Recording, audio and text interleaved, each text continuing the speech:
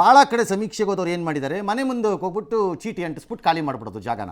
ಮನೆ ಬಾಗಿಲಿಗೋ ಕಿಟಕಿಗೋ ಎಲ್ಲ ಒಂದು ಕಡೆ ಗೇಟ್ಗೋ ಎಲ್ಲ ಅಂಟಿಸ್ಬಿಟ್ಟು ಹೋಗ್ತಾ ಇರೋದು. ಯಾರೂ ಇಲ್ಲ, ಸಮೀಕ್ಷೆ ಮುಗಿಸಲಾಗಿದೆ, ಒಂದು ವೇಳೆ ಮುಗಿದೇ ಇದ್ದಿದ್ದರೆ ನೀವು ಈ ಸ್ಕ್ಯಾನ್ ಮಾಡ್ಕೊಳ್ಳಿ, ನಮ್ಗೆ ಉತ್ತರ ಕೊಟ್ಕೊಳ್ಳಿ ಅಂತ ಹೇಳ್ಬಿಟ್ಟು. ನಮಗೇನು ಕತ್ತೆ ಕಾಯೋಕ್ಕೆ ಕೆಲಸ ಇಲ್ಲ ಅಂದ್ಕೊಂಡಿದ್ದೀರಾ ನೀವು? ಅಯೋಗ್ಯರನ್ನ ತೊಗೊಂಬಂದು ಯಾವನೋ ಅವನು ಕಾಂಟ್ರಾಕ್ಟ್ ತೊಗೊಂಡಿರೋನು ಇಡಿಯಟ್ಟು ನನಗೆ ಹೇಳ್ತಾನಂತೆ, ಮಾಡಿಲ್ಲದಿದ್ದರೆ ನೀನು ಬಂದು ಇಲ್ಲಿ ಮಾಡ್ಕೊಂಡು ನಿನ್ನ ಮನೆ ಜೀತದಾಳು ಅಂದ್ಕೊಂಡಿದ್ದೀಯಾ ನನ್ನನ್ನು? ಸಮೀಕ್ಷೆ ಮಾಡ್ತಿರೋ ತೆವಲು ನಿನಗಿರೋದು, ನೀನು ಮಾಡಬೇಕಪ್ಪ ಬಂದು ನನ್ನ ಮನೆಯಲ್ಲಿ.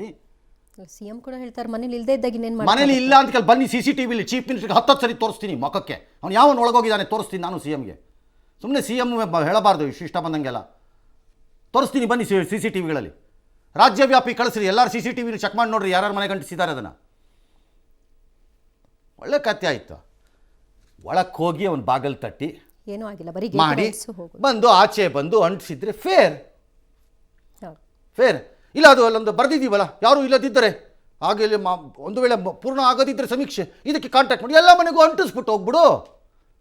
ಆ ಸುಖಕ್ಕೆ ಸರ್ವೆ ಅಂತ ಸರ್ವೆ ಯಾಕಪ್ಪ ಬೇಕದಕ್ಕೆ? ಅದನ್ನ ಮೆಸೇಜಲ್ಲೇ ಕಳಿಸಿ. ಯೋಗ್ಯತೆ ಇಲ್ಲದೆ ಇದ್ದರೆ ಕೆಲಸ ಮಾಡೋಕ್ಕೆ ಹೋಗಬಾರ್ದು, ಬಾಯಿ ಮುಚ್ಕೊಂಡು ಇರೋದು ಕಲ್ತ್ಕೋಬೇಕು. ಈ ಸರ್ಕಾರದ ಹಣೆ ಬರಹ ಕೆಲವು ವಿಚಾರದಲ್ಲಿ ಯೋಗ್ಯತೆ ಇಲ್ಲ, ಅದಕ್ಕೆ ಮಾಡೋದನ್ನು ಮಾತ್ರ ಅದನ್ನೇ ಮಾಡೋಕ್ಕೋಗುತ್ತೆ.